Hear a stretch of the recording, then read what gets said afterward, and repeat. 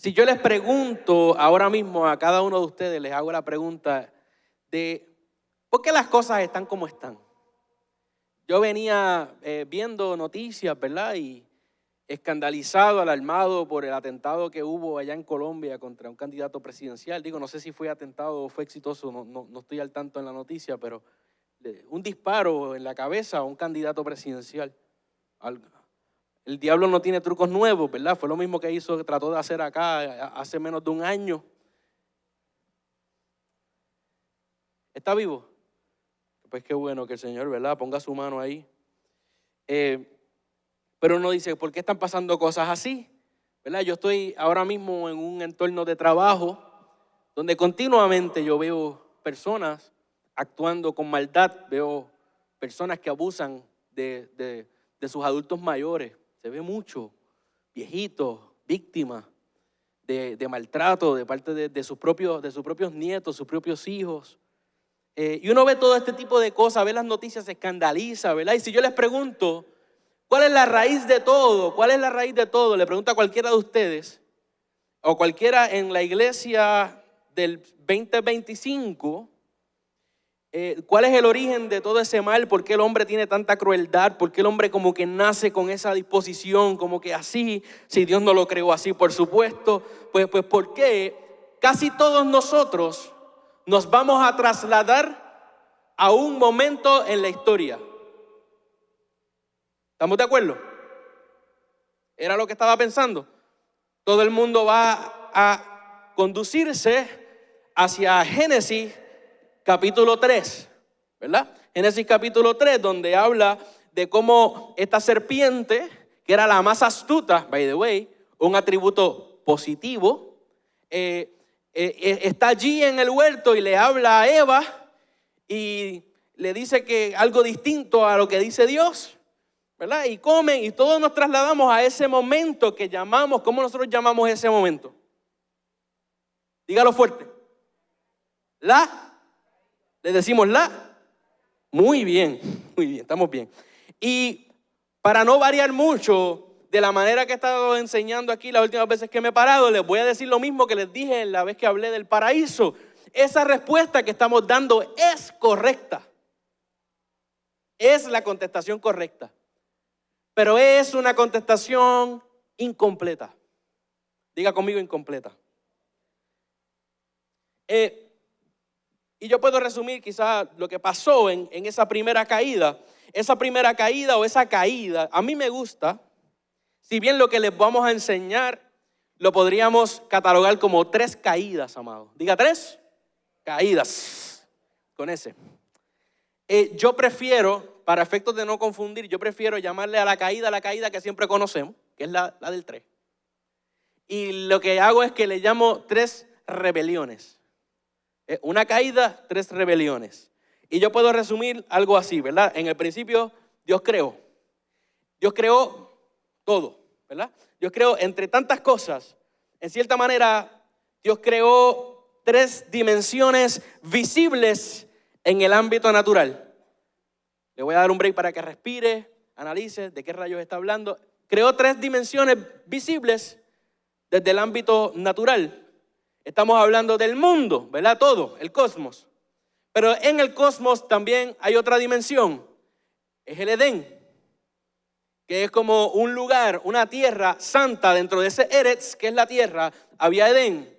Y dentro de ese Edén había un lugar que llamamos el huerto, llamamos el jardín, llamamos el paraíso. No, voy a tener que volver a predicar el mensaje, a buscar las notas. Le llamamos el paraíso, ¿verdad? Que podríamos considerarlo como el santuario de Dios. Le trae como referencia, ¿verdad? A espiritual mi cuerpo, le trae recuerdos quizás al tabernáculo, al templo, a estos procesos. No es exactamente igual, pero yo creo que sí está apuntando a algo así. Yo creo que es un tipo de eso, diga tipo. Y esas son 3 dimensiones visibles. Otra manera de llamarlo, ¿verdad? Hay un doctor que se llama James B. Jordan que usó esa frase y me gustó, que es que Dios creó 3 zonas de vida. 3 zonas de vida. Ahora, en nuestro lenguaje, nosotros le llamamos más dimensiones. Nos gusta más eso, ¿verdad que sí? Vamos a llamarle así. Y mira, les voy a traer algo. Si bien nosotros hemos aprendido en este lugar, y estoy fluyendo porque tengo una comisión apostólica, el apóstol me puso las manos encima y me dio una instrucción y ahí estoy. Así que voy a fluir, vamos por ahí. Si bien nosotros hemos aprendido en esta casa que el paraíso es Él, el santuario es Él, el lugar hacia donde nosotros vamos es a Cristo, es en Cristo, ¿verdad que sí? Si bien nosotros sabemos que el templo somos nosotros, también es Él es la cabeza, pero si bien nosotros somos el santuario, somos altares, somos el lugar donde se encuentra el cielo y la tierra, eres tú cuando tienes a Cristo en tu corazón. ¿Cuántos dicen amén? Así que si bien nosotros hemos aprendido eso no significa que a lo largo de la historia se han borrado los tipos y las manifestaciones visibles de que representan esa realidad trascendental. Por eso, si bien este lugar no es un templo, esto es un edificio, esto es un salón. Nosotros le decimos a veces templo, le decimos iglesia, porque la representación visible todavía está ahí, porque es un símbolo, es como un lenguaje. Una palabra es un símbolo que representa una idea. Así mismo con lo visual, ¿verdad? Por eso es tan peligrosa la idolatría. ¿Ok? Ahora, yo me acuerdo un tiempo, en la vieja guardia, ¿cuántos? Yo era un niño, amado. Yo no sé qué edad usted tenía, pero yo era un niño. Y cuando llegábamos a la finca, había que apagar el radio. ¿Quién se acuerda de esos tiempos? Yo me crié en esa ciudad de salvación cuando tú estabas escuchando, así fuera Redentor, Genacer, Nueva Vida, lo que sea, estuvieras escuchando Marcos Witt en sus mejores momentos, que me perdone. Ahí los discos aquellos de AA de Marcos Witt que eran su peak. Eso era el cielo en el cassette. Y mientras estábamos escuchando eso, pero tú entrabas por el portón que tenía una verja que decía Ciudad de Salvación, tú apagabas el radio. ¿Por qué? ¿Tú no estás en el templo? Con T minúscula y comillas. ¿Por qué? ¿Cuál era el principio? El principio era, estás llegando a un lugar. Esta finca está dedicada al Señor. Esta finca tiene una frecuencia, hay un sonido, hay una adoración que se da aquí. Que tú puedes ser hasta aleluya, pero aquí no es si eres aleluya o no eres aleluya. Es que tienes que ser en la sintonía de los aleluyas de aquí. De lo que Dios nos está ministrando a nosotros. Por eso tú pasas por el portón, apagabas el radio. Porque habías llegado, quizás no habías entrado a un santuario, pero habías entrado a un lugar santo, a una tierra santa. Habías entrado a un Edén. Aquí dentro, ni se diga, aquí sí que no podíamos, hay que tener mucho cuidado. Y yo no estoy llamando a repetir exactamente fórmulas y estrategias que Dios nos dio en el pasado, pero yo sí les estoy ilustrando que esto que yo les estoy enseñando, usted lo conoce, usted lo ha vivido. Y que si bien la práctica específica quizás no la estamos haciendo, no podemos perder el principio. Yo se lo voy a repetir. Las prácticas específicas, mira, la dinámica de la iglesia es dinámica, valga la redundancia. Las estrategias cambian, hoy nos llamamos los grupos de esta forma, mañana de otra. Hoy cambiamos las estrategias, hoy es uno el que dirige, otro es el otro. Antes adorábamos, no había canción sin conga. Si la canción a mitad no tenía un solo medio latino, no había adoración. Ahora si no hay 4 delays y reverbs en una guitarra que tú no puedes distinguir los acordes, no hay adoración y no hay presencia. ¿Verdad? Las cosas cambian, pero la sustancia no cambia. La verdad detrás no cambia. El adorador, lo que se requiere de él no cambia. La frecuencia no cambia, aunque se escuche diferente. Esa es la música, tú pones otra progresión. ¿Cuántas canciones tienen las mismas progresiones, pero son otra canción? ¿Por qué? Así que, sabemos que había un jardín. Sabemos que además de un jardín, ese jardín, escucha esto bien, era un monte. ¿Cómo es eso que era un monte? Sabemos que era un monte, era un lugar elevado. ¿Cómo lo sabemos? Pues Ezequiel 28:13. Si quiere ponlo, no lo voy a leer, pero póngalo para que sepan que no me lo estoy inventando. Dios habla ahí de un querubín en voz de Ezequiel. Un querubín que estaba asignado a un lugar que se llamaba ¿cómo? Edén. O sea que Edén era un monte. Y lo puse en Edén. Y en el verso 14, mira lo que dice. Que era un santo. Hay un poquito de topografía profética ahí, amado. Así que era un lugar alto. ¿Qué representa un lugar alto? Los lugares altos son lugares de puertas abiertas. Usted entra a esta finca y usted ve esto bastante flat. Ve para allá, ve hasta las palmitas, casi ve el mar. Porque Isabela tiene, ¿verdad?, una geografía bonita. Pero este lugar, donde estamos ahora mismo, desde donde yo estoy hablando y lo estoy anunciando, es un lugar alto. Es un lugar, es un monte. Porque estamos en un lugar donde hay encuentros con Dios, donde mucha gente se reúne aquí y se conecta por las redes aquí, en este lugar que no tiene nada especial en sí mismo quizás, o quizás sí. Pero en este lugar, lo más que lo hace especial es que mucha gente viene aquí a buscar a Dios y Dios a buscarlos a ellos. Y aquí en este lugar, en este aire que usted respira, entre estas 8 paredes, aquí han habido milagros, sanidades, conversiones, aquí han habido liberaciones, aquí ha habido restauración. Es un lugar dedicado. Y ese querubín del que hablan ahí estaba puesto para velar ese lugar. En la literatura mesopotámica se habla de querubines. Y los querubines eran guardadores de tronos. Y eran como serpientes y dragones. Igual que los seraf. Eso lo hablamos la vez pasada. Seraf puede representar un movimiento como de serpiente, ¿verdad? Así que yo creo que nosotros nos vamos a escandalizar bastante cuando estemos en la otra dimensión y veamos el trono y veamos lo que está alrededor. No sé, no estoy diciendo que son exactamente eso, pero pueden parecer. Nos vamos a escandalizar un poquito, yo creo. Especialmente por lo de los ojos, ¿verdad? En entrar en lo de los ojos. Tantos ojos mirándome, Dios mío, ¿qué es eso? ¿Pestañearán todos a la vez? Yo no sé. Yo no sé, no quiero ni pensarlo. Señor, quiero que me hables, pero con subtítulos de vez en cuando. Así que ese lugar era un lugar vigilado. Por eso es que cuando el hombre cae, los querubines estaban allí. Dios lo que hizo fue darle una instrucción: párense ahí en la puerta y no dejen que nadie entre. Come on. Él no era el único querubín que estaba ahí. Pero podemos entender que Génesis no es una clase de biología ni de zoología, sino que era un lugar donde está viviendo este hombre, esta mujer, Adán y Eva están viviendo en ese lugar, y alrededor de ellos Dios caminaba. Alrededor de ellos habían querubines que estaban designados, eran guerreros que estaban designados a proteger ese lugar, habían serafines. Así que no era nada extraño cuando viene este ser espiritual y les habla.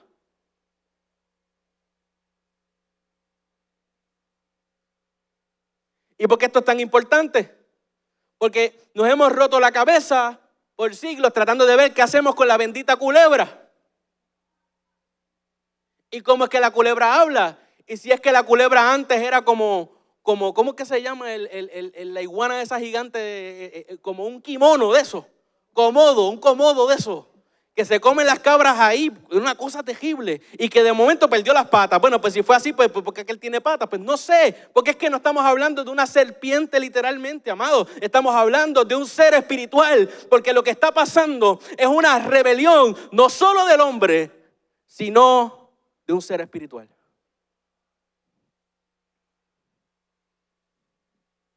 Entonces, en ese lugar, Dios pone a Adán, pone a Eva. Génesis 1:29 dice que dijo Dios: he aquí que os he dado toda planta que da semilla, que está sobre toda la tierra, y algunos árboles.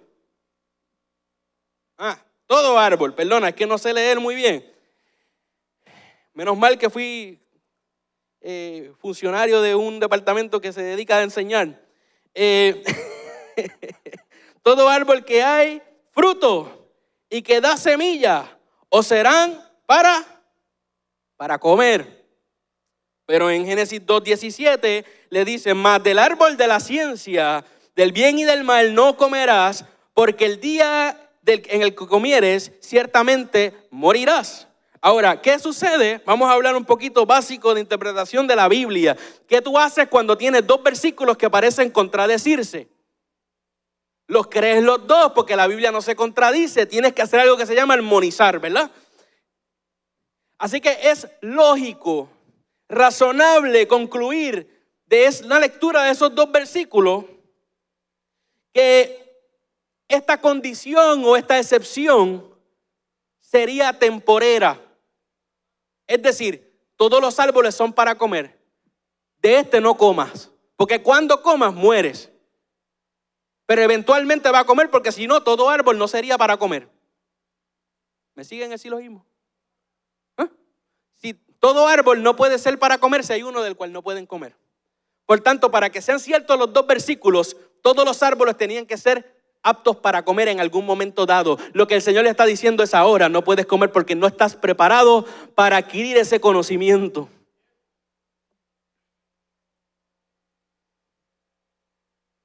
Y esperar por la revelación de Dios, esperar por la respuesta de Dios, esperar por el tiempo de Dios, es un tipo de fe.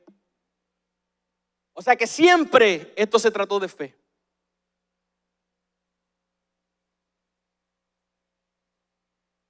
¿Sabemos lo que sucedió? Escuchan voy a ser muy cuidadoso y preciso con las cosas que quiero resaltar para que nos entendamos bien. Escucharon unas palabras, diga lenguaje, de una serpiente, ¿verdad? Miraron, dice la palabra Eva, miró, vio que era bueno, vio que era deseable. Dice la palabra en Génesis 6, los ángeles, los hijos de Dios, los Elohim, los Ben Elohim, y vieron que eran hermosas, lo mismo, ¿verdad? Ok, estamos poco a poco, ¿verdad? Esto es una introducción. Miraron, desearon el fruto prohibido y comieron de él. Y ahí hubo un quebrantamiento en la relación entre el hombre y Dios. Hay mil cosas que podemos decir de esto y que quiero decirlas, pero me quiero quedar en el tema, porque es que usted sabe cómo yo soy con Génesis. Hubo un quebrantamiento en la relación entre el hombre y Dios en una relación de santuario. Porque esos dos árboles de lo que hablaban era de esa relación de Dios y con el hombre. Comían del árbol de la vida, tenían vida. Comían del árbol del conocimiento, tenían conocimiento, pero no estaban ready para ese conocimiento. De hecho, la primera vez que el ser humano sintió vergüenza, ¿usted ha sentido vergüenza? Levante la mano si usted ha pasado un bochorno, una vergüenza genuina que le llega hasta los huesos. La primera vez que el ser humano sintió eso fue cuando comió del árbol, porque no estaba preparado. Y eso fue lo que el enemigo usó para seguir metiéndole mentiras en la mente. Yo venía, y voy a decir una analogía bien, no sé, aquí estoy fluyendo. Yo venía guiando, y usted sabe que yo guío de Santa Isabel para Isabela, dígame. Y mientras yo venía por Yauco, yo tampoco sé mucho de zoología. Se me estaba, yo creo que agotando la batería del micrófono porque el mensaje está muy pesado para las baterías. No resisten, pero tiene una luz roja de la sangre de Cristo. Yo venía guiando y yo venía viendo uno de los aves grandotas esas que están allá en el sur. No, que se comen como que que son aves de rapiña. Eso tiene un nombre, yo no sé. Gracias, unas auras piñosas, gracias Paul. Gracias. ¿Auras qué? Auras tiñosas. Unas auras tiñosas así, grandísimas. Esas cuestiones son gigantes y venían volando así. Y de momento veo este pajarito que no pude ver bien porque estoy guiando y obviamente tenía mis ojos prestos en la carretera. O sea, no estaba yo mirando los pájaros que están volando. Pero yo presumo que habrá sido algún tipo de juiseñor o una cosa así, porque son medios combativos, son de mis favoritos. De los pitirres son de mis favoritos. Y esta cuestión estaba encima de él, picoteándolo. Se veía bien gracioso porque tienes un pájaro bien grande y un pájaro chiquitito encima, pac, pac, picoteándolo. Lo tenía loco, picoteándolo. Pero que lo voy a decir al revés, no digan amén todavía. Yo quiero que usted sepa que si esos dos animales, si estas dos aves se enfrentan de frente, no hay manera de que ese pajarito chiquito pueda con ese animal tan grande, ese pájaro gigante. ¿Verdad que no? No puede. ¿Cómo lo puede atacar? Se le va por la espalda, donde no lo ve bien. Usa su astucia y empieza a picar estratégicamente y empieza a picotear. Amado, yo les quiero decir que Cristo ha despojado a todos los principados y potestades de autoridad. Cristo ha ganado toda la victoria. Por tanto, lo que yo les estoy diciendo es que cuando tú te enfrentas, si tú eres del reino, si tú eres hijo de Dios, si tú eres salvo, cuando tú te enfrentas a un ataque espiritual, no hay nada que tenga poder sobre ti de forma directa. Tú lo que estás viendo es un rajero tratando de picarte. Pero si se te va por detrás, si se te va por donde no puedes ver y empieza usando su astucia, atacándote, entonces puede comenzar a debilitarte. Entonces vas a comenzar a tener problemas. Amado, yo quiero que nosotros entendamos que nosotros hacemos en esta casa liberación, hacemos guerra espiritual, creemos todas esas cosas, pero no las podemos hacer desde un lugar de miedo y de un lugar de derrota. Nosotros lo tenemos que hacer desde un lugar de victoria. Si no, estamos perdiéndonos de la obra completa redentora de Jesús en la cruz y su victoria no solo sobre la muerte, sino sobre todos los principados y potestades.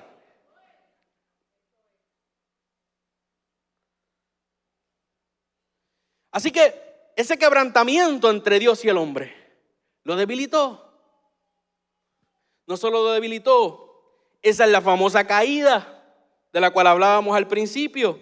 Y esa caída, diga caída, condujo a dos cosas principales, más cosas, pero por lo menos dos cosas especiales. Lo primero es la muerte y lo otro es la separación.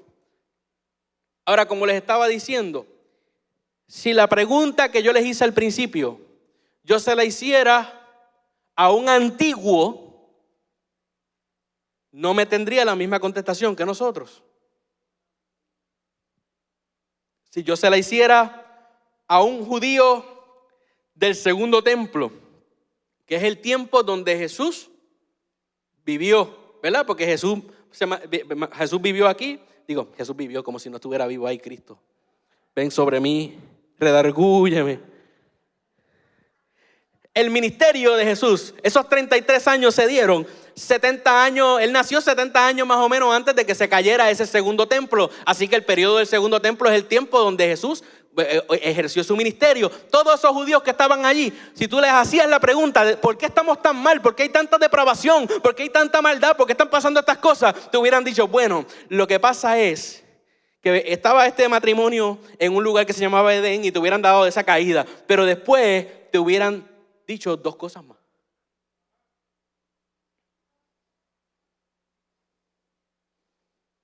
Alguna gente dice 4 cosas más. Yo pienso que son 3 y lo voy a explicar más adelante.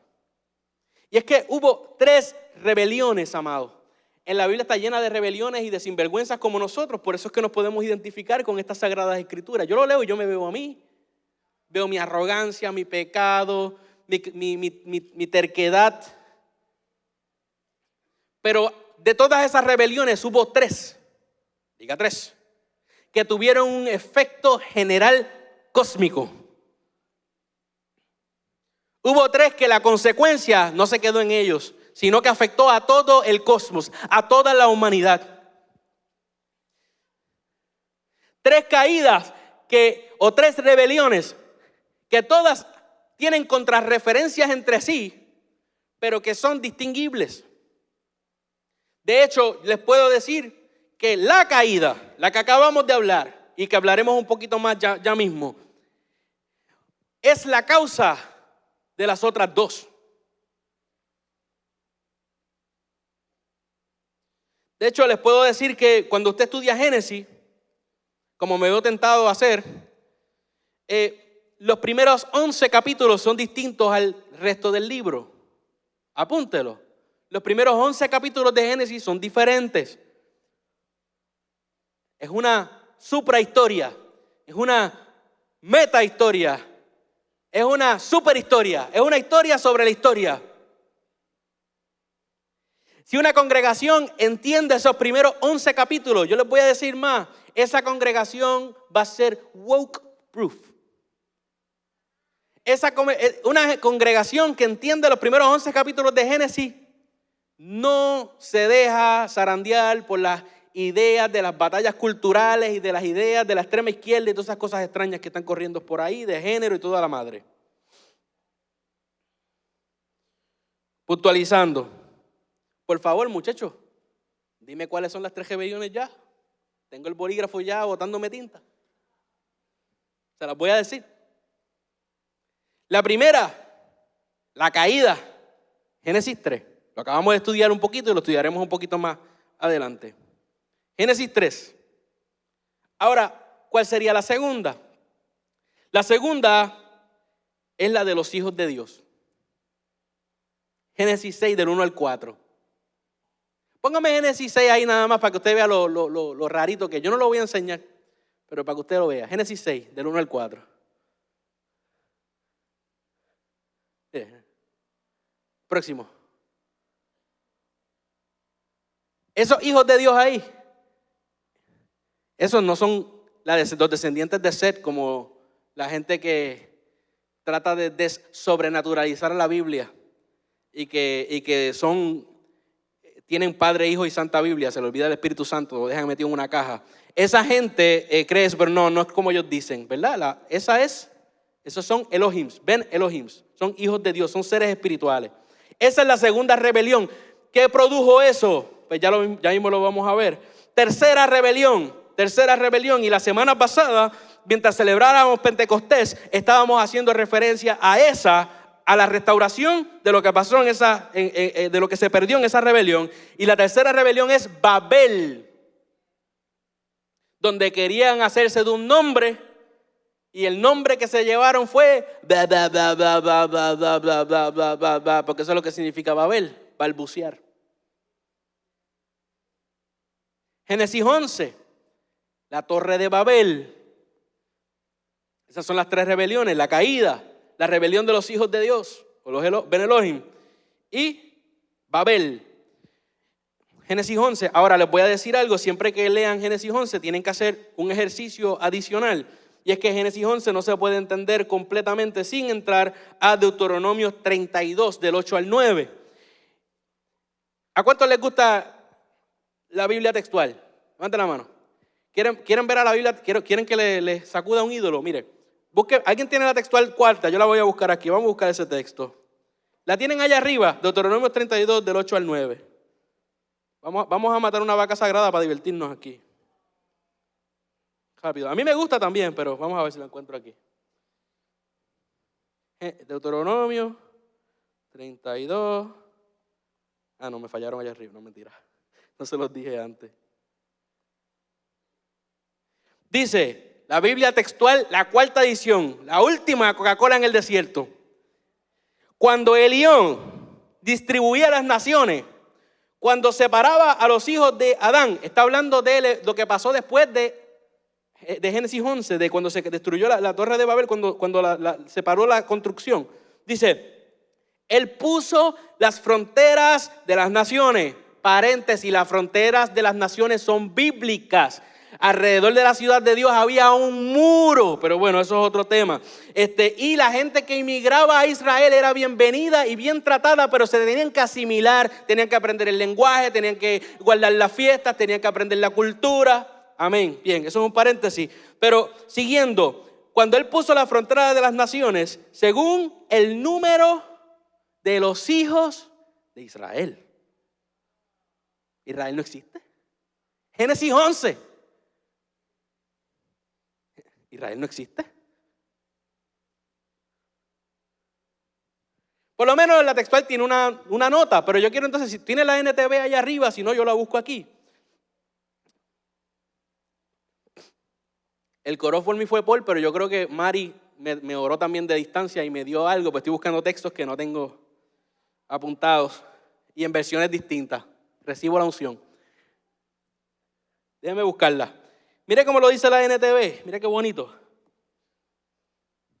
Cuando el Altísimo, Elión, asignó territorios a las naciones, cuando dividió la raza humana, fijó los límites de los pueblos según el número de la corte celestial. ¿Qué quiere decir esto? Porque esto es importante. Porque las naciones que fueron esparcidas fueron repartidas según el número de estos vigilantes, de estos principados que fueron despojados y fueron desheredados. Por eso es que hay, míralo ahí, por eso es que hay espíritus regionales que se mueven en países, en lugares geográficos particulares. Tiene que ver con eso y tiene que ver con la cultura de esas naciones.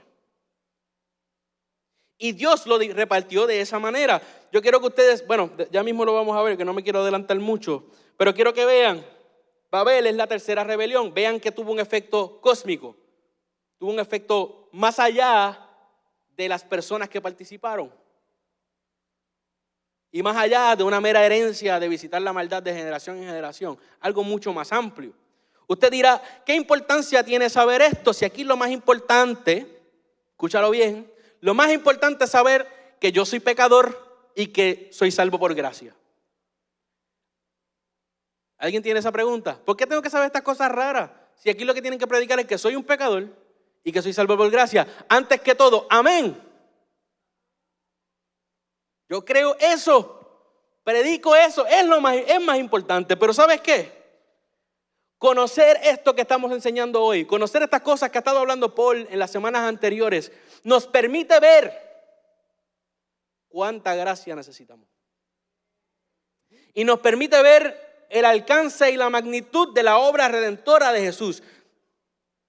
Porque si Cristo revirtió la maldición, revirtió esas rebeliones, cargó el precio de esas rebeliones, si Cristo revirtió todo lo que nosotros afectamos negativamente, pues entonces no entender cuánto lo afectamos nos limita en cuánto Él hace.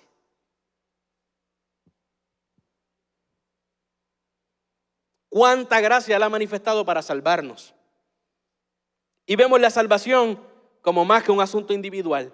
Vemos la salvación como un asunto de individuos, como un asunto de genética, como un asunto de naciones, como un asunto de cosmos. Dicho de otra manera, ¿verdad? Entender estas tres rebeliones nos permite ver el alcance de la caída y la magnitud de la redención. ¿Ok? Para que tengan idea, la caída, Génesis 3, como les dije ahorita, nos trajo muerte y separación. El hombre comió del fruto, inmediatamente Dios lo sacó fuera del huerto y lo mandó a morir.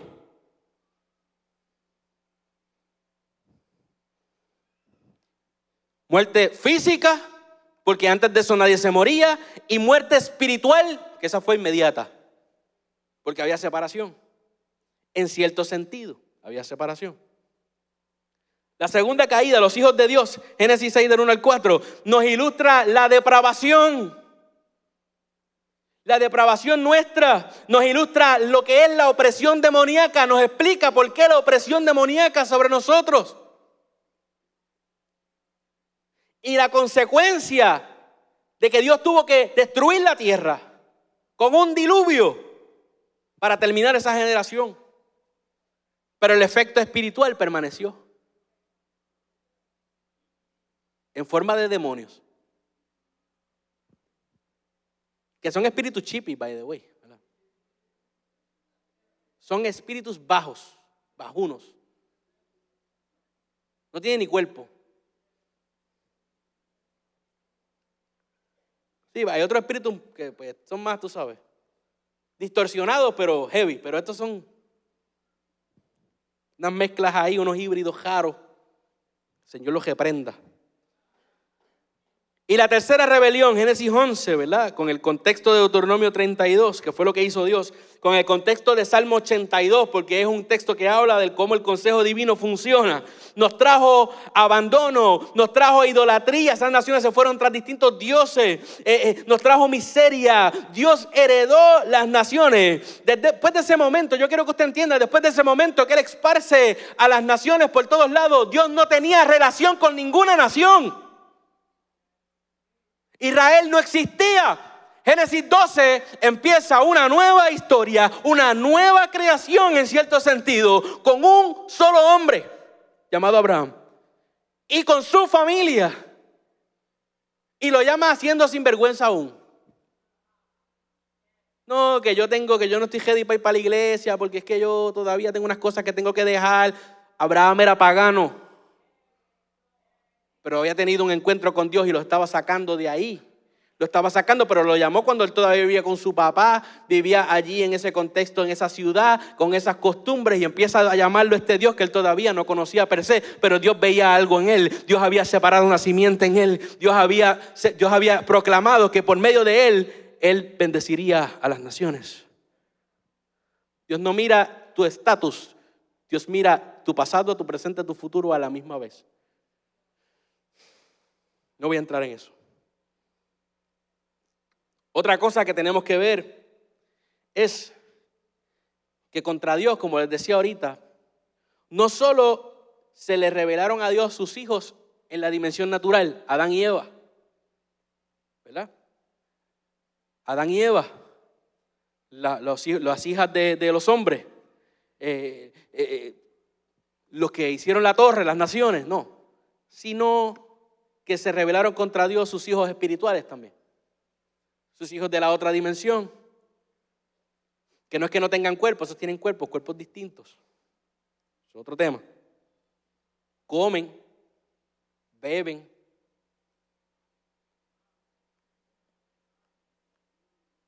En Génesis vinieron 3 hombres a hablar con Abraham. Uno de ellos era Jesús y los otros 2 eran ángeles, lo dice la Biblia.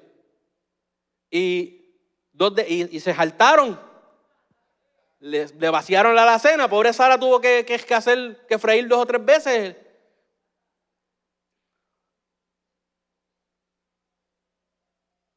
Se puede presentar como una serpiente, se pueden presentar como ángel de luz.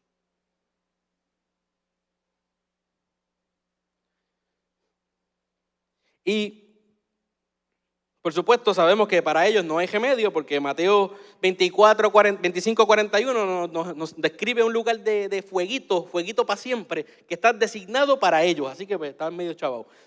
Pero en cuanto a nosotros, amados, el unigénito de Dios, que sabe que la palabra unigénito nosotros lo traducimos único, ¿verdad? Normalmente como que es el único hijo de Dios, pero Dios tiene más hijos. Lo que se refiere es que Él es singularmente el Hijo de Dios. Él es hijo de una manera que nadie más puede ser hijo. El unigénito se encarnó para vencer los poderes, no solo de lo que pasó en el huerto, sino también de lo que pasó en las otras 2 rebeliones. Él se encarnó para vencer los poderes de las 3 rebeliones. Vean entonces cómo comienza esta misión. No se preocupe, ya voy por mitad. 2 o 3 suspiraron. A mí me gusta mucho el Evangelio según Marcos, ¿verdad? Me gusta mucho. Pero la historia en Marcos empieza, ahí no se pierde tiempo. Eso es directo al grano. Marcos era dermatólogo, yo creo. Y Marcos comienza haciendo 2 referencias poderosas de entrada. Dice, este es el Evangelio, versículo 1. Versículo 2, Malaquías 3:1. Versículo 3, Isaías 40:3. ¿Y qué dice Isaías 40:3? Mira, me lo pusieron. Vos que claman en el desierto, preparará camino. ¿A quién? Preparar camino a Adonai, preparar camino a Jehová, preparar camino, enderezar calzada en la soledad de nuestro Dios. ¿Qué es lo que te está diciendo, amado? Escucha bien. ¿Quién es el que viene? ¿Quién es el que venía? Jehová, Adonai. ¿Sabes? Por eso de aclarárselo a aquellos que bajo el pretexto de buscar las raíces de nuestra fe salieron de Roma y se metieron en Babilonia. Jesús es Yahweh. Yahweh es Jesús, lo dice ahí.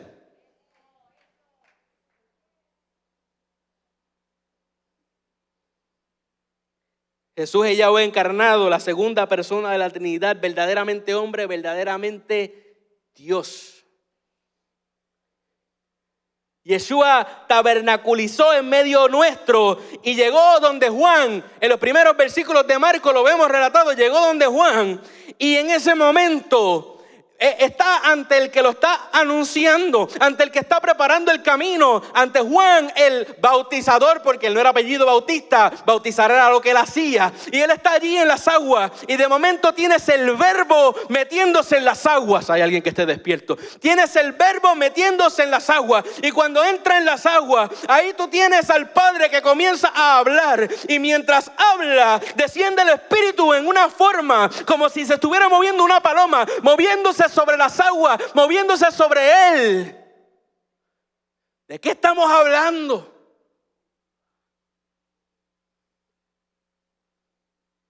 Por cierto, si fuera una sola persona haciendo las tres cosas, sería tremendo ventrílocuo. Por eso son tres personas. Pero está hablando de Génesis 1. Es un relato del principio de la creación. Y no solo eso, sino que en el acto que está haciendo, Jesús está siendo bautizado. Juan lo bautiza. Dios dice, en él tengo complacencia. Si tiene complacencia, ¿qué? Bueno. Dios lo ve bueno. Y es empoderado por el Espíritu. Usted sabe que nosotros creemos que el bautismo en las aguas y el bautismo en el Espíritu no son lo mismo.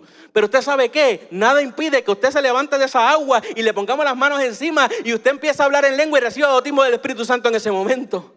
Tampoco lo impide que usted se meta en las aguas ya habiéndolo recibido.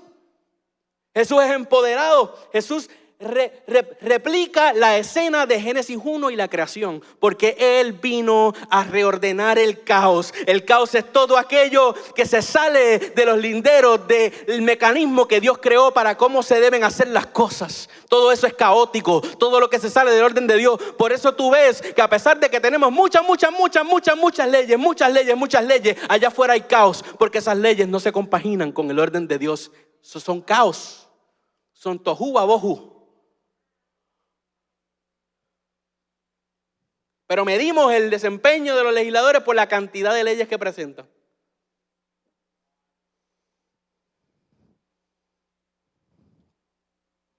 Y luego de pasar por las aguas, ¿quién es ese que está metido en las aguas? ¿Cómo era que lo habían profetizado? Además de Malaquías 3, Isaías 40, ¿cómo es que lo profetizan en la Torá específicamente? Yo te voy a mandar otro Moisés. Más grande que Moisés. Ese es Jesús. Nosotros no nos tiene mucho sentido porque cuando yo les digo, ¿quién es el profeta más cool para ti? Todo el mundo dice Elías, Isaías. Yo les quiero decir que no hay un profeta en lo que llamamos Antiguo Testamento más grande y fuerte y más influyente que Moisés. Moisés es el super profeta del Antiguo Testamento. Era el duro. Y este nuevo Moisés, más que Moisés, anterior aún de Moisés, porque Moisés es el símbolo y el símbolo siempre es inferior a lo que representa. Está allí en las aguas, escucha bien esto. Luego de pasar por las aguas, se va al desierto, llevado por el Espíritu a ser tentado por Satanás. ¿Quién más pasó por las aguas y se fue para el desierto a ser tentado? ¿Quién más? No. Vamos a tener que hacer un estudio de Éxodo también aquí. Él está revirtiendo todo el proceso. Él está diciendo, eso que tú hiciste, que tú viviste, yo lo voy a hacer mejor. Ven acá. pasa por las aguas igual que el desierto, el pueblo cuando salió de Egipto y se va, perdón, pasa las aguas igual que el pueblo cuando salió de Egipto y se va al desierto a ser tentado. Amados, por favor díganme que las alarmas le están sonando en su interior. Por favor díganme que están identificando los patrones y las repeticiones bíblicas de los símbolos bíblicos de lo que te está hablando.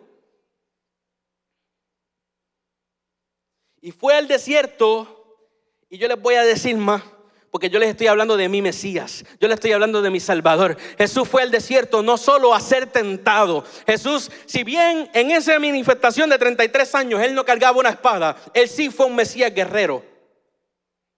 Y él fue para allá, para el desierto, a pisar el hormiguero. Él fue para allá, para el desierto, a meterle una pata al panal de abeja. Él fue allá al desierto a meterle el dedo en el ojo al enemigo. Él fue para allá a buscar bulla. Él fue a buscar un problema en el desierto. Él fue a buscar una pelea en el desierto. Ay, pero ¿por qué tú estás diciendo eso? ¿No me creen? Yo quiero que lo vean. Y va más, lo tentó igual que como tentó al hombre en el desierto, en el mismo orden de santuario para afuera. Verás esto. Mateo 4, ese sí me lo tienen que poner, del 1 al 11. Yo quiero que veamos que parte de los problemas que tenemos, y este no es el tema, pero lo voy a decir porque lo tengo adentro. Parte de los problemas que tenemos cuando empezamos a analizar lo de los últimos tiempos es que tenemos una concepción y una expectativa de un Mesías como se lo inventó el judaísmo rabínico después de la resurrección de Jesús. Ah, no, que es que como que no fue un guerrero, pues entonces viene como guerrero después. Yo les estoy diciendo que él vino como guerrero al principio, que todo lo que él vino a hacer, él lo hizo al principio. Que va a haber una manifestación plena de cosas que se materializarán después. Claro que sí, como la resurrección, pero la muerte ya está vencida.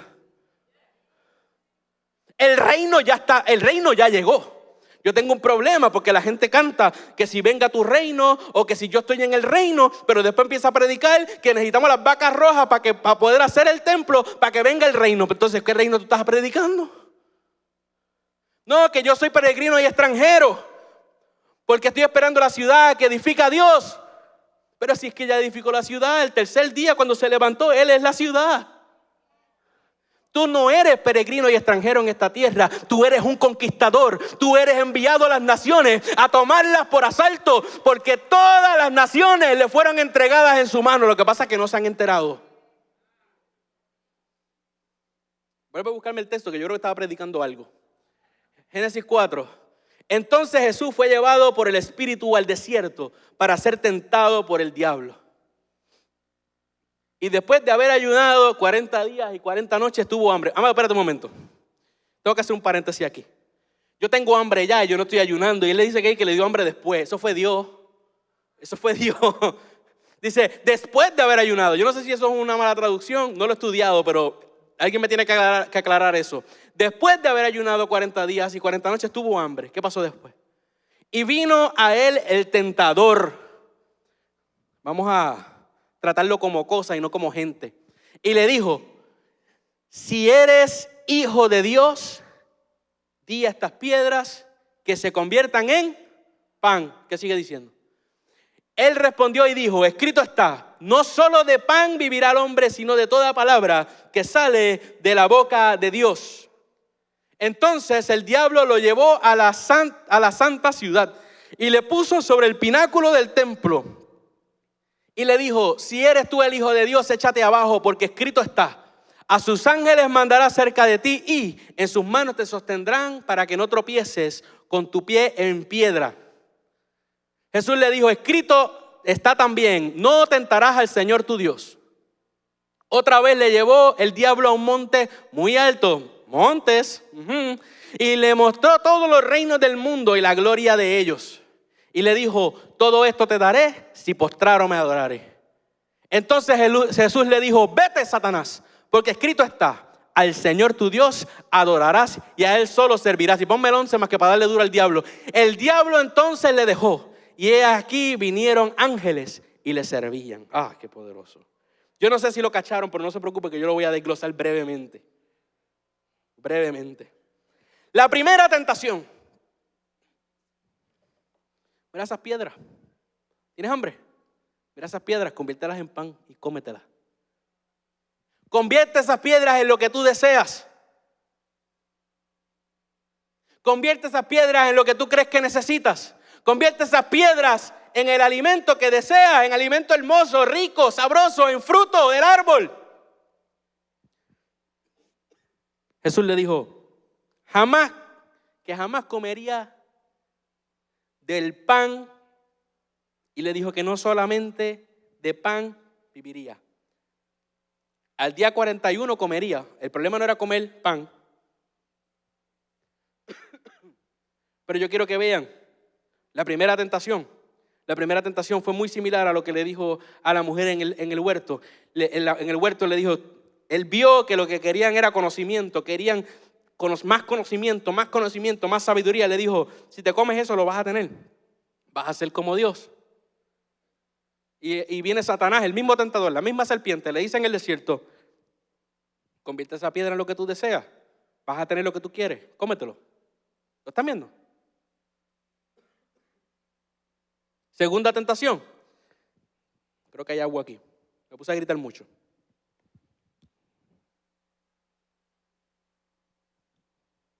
Segunda tentación. Lo lleva a ver desde arriba la santa ciudad y le dice, tírate. Los ángeles te van a proteger. O sea, tiene que ver esta segunda tentación, similar a Génesis 6, tiene que ver con su relación en su humanidad con los ángeles. La primera tiene que ver con lo que come, con lo que lo alimenta, con panes que son ceremoniales que representan también nuestra relación con Dios en el santuario, igual que en Génesis 3. Aquí la segunda tentación tiene que ver con cómo Él se relaciona con los ángeles. Tírate, que ellos te van a proteger, que ellos te van a cuidar. Está tratando de forzar una relación en desorden con los ángeles. Algunos animales también. Con los ángeles. Tercera tentación. Mira los reinos. Mira las naciones. ¿Dónde fue que Dios delimitó las naciones? En Babel. Mira las naciones, te las doy si me adoras. Y le dijo, vete, que solo a Dios adorarás y servirás. Después de esto, los ángeles le servían. Yo no sé si usted está cachándolo. Esto no se acaba aquí. Él está empezando la pelea. Él está yendo allí, en el desierto, le está metiendo el dedo en el ojo a Satanás y le está diciendo, tiéntame. Y lo tienta en las tres cosas que el hombre cayó. Y él resiste la tentación.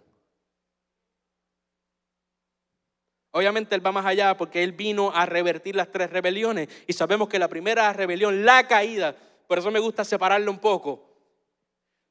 Por supuesto, fue revertida en la cruz. Lo vamos a ver un poquito ahora. La segunda caída, lo vamos a explicar más adelante, fue revertida en el monte Hermón, en la transfiguración. Porque el lugar donde los ángeles, el Ben Elohim, conspiraron para ir y hacer esa poca vergüenza con los humanos y las hijas de los hombres, fue en el monte Hermón. Y en ese monte hicieron un pacto entre ellos antes de bajar. Pero esas son cosas de las que predica Paul. Yo se lo dejo a ellos. Y la tercera rebelión, Babel, amado, un día como hace 7, 8 días atrás, en el caso nuestro, en un aposento alto, lo mismo, pero al revés. Las naciones estaban allí, las mismas naciones que fueron repartidas en Génesis 11, en Deuteronomio 32, esas naciones que fueron repartidas pudieron escuchar, se dijeron unas palabras y aquellos que eran llamados escuchaban y entendían. Hay alguien que esté despierto, siento a Dios en esta hora. Wow. Para cerrar, dígame. Para ir cerrando, dígame. Me quiero ir. Quiero que se transporten conmigo a la última cena, amado. Les estoy tocando la primera. Les estoy dando una introducción a este concepto amplio de 3 rebeliones en vez de una. Y les estoy tratando entonces de concentrar un poco en la primera. porque es la más abarcadora, pero es la más que conocemos. Yo creo que es la más familiarizada con la que estamos, ¿no? Así que no voy a abundar tanto. Así que vamos un poquito a ver un poquito más en detalle esta primera caída. Quiero que se transporten conmigo a esa última cena. Jesús está allí. Jesús coge pan, lo bendice, lo parte, se lo reparte a sus discípulos y le dice: este es mi cuerpo. Sirve una copa de vino o jugo de uva Welch, depende lo que le diga tu conciencia. Y reparte la copa y dice: esta es mi sangre, este es el nuevo pacto. Mientras está haciendo todo eso, ahí está la serpiente sentada en la mesa.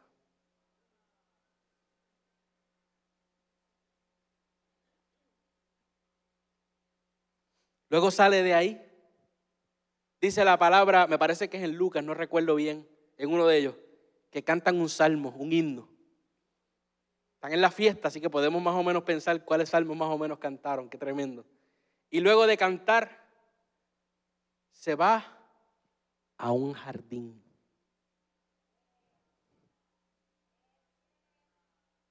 Se va a un huerto llamado Getsemaní. Como Paul decía, ¿verdad? Donde se espachajan las aceitunas.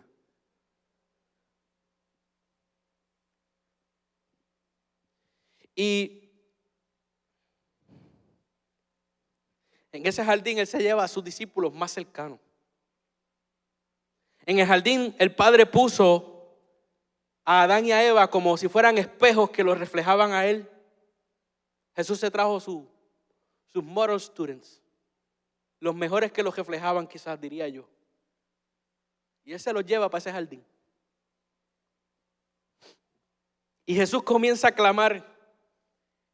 Y dice Mateo 26, 38, que les digo a ellos, les dice: mi alma está destrozada de tanta tristeza, hasta el punto de la muerte. Le dice: quédense aquí y velen conmigo. Él se adelantó un poco más y se inclinó rostro en tierra mientras oraba: Padre mío, si es posible, que pase de mí esta copa de sufrimiento. Sin embargo, quiero que se haga tu voluntad y no la mía. Yo voy a ingerir lo que tú quieras que yo ingiera.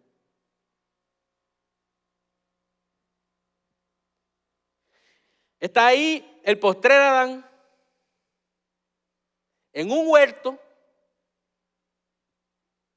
y ya en el huerto una serpiente.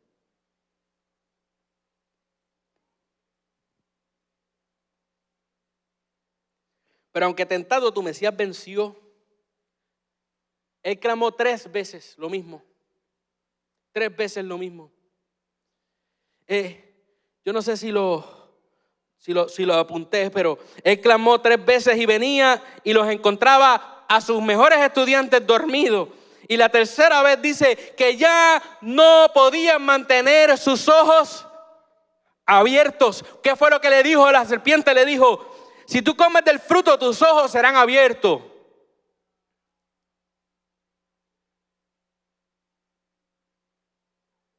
Y estando en ese clamor, rindiendo su voluntad, él dice: ya está aquí el traidor. Y ahí llegó Judas con el corillo de bandidos de la autoridad eclesiástica de ese momento. Llegó el concilio allí, amado, el presbiterio, con una acción de disciplina y excomulgación, con cartas de acusaciones, con firmas de 2 ancianos.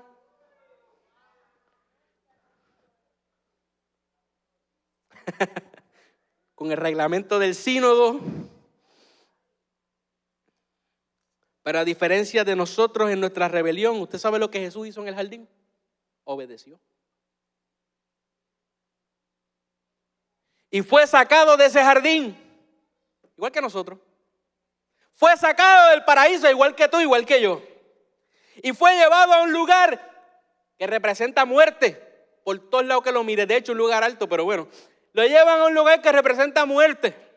A las afueras de la ciudad, afuera de los portones del huerto.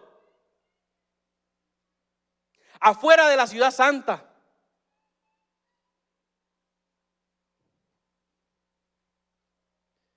Y ahí experimentó traición, abandono y separación. ¿Alguien aquí ha sentido traición, abandono, separación alguna vez? Pues Jesús lo sufrió por ti, para que tú no lo sientas. ¿Y sabes qué? Cuando Dios estaba pronunciando la maldición, dijo que la tierra va a producir espinos. Y en esos espinos que produjo la tierra por maldición, los hicieron una corona y se los pusieron en la cabeza.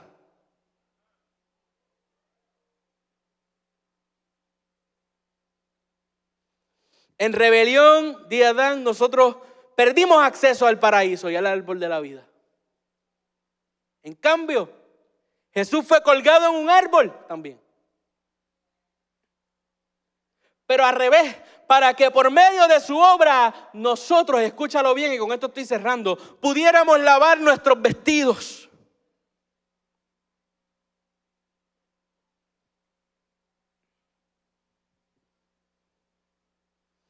Porque si nos lavamos los vestidos, tenemos derecho a entrar, a comer el árbol de la vida y entrar a las puertas de la ciudad.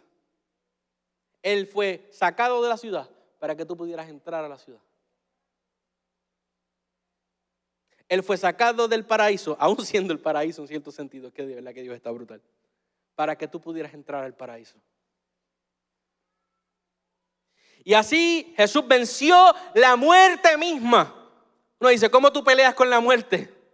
Muriendo. Porque la muerte no mata a los muertos.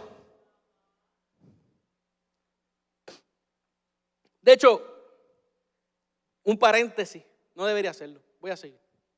No voy a hacer el paréntesis. No lo voy a hacer.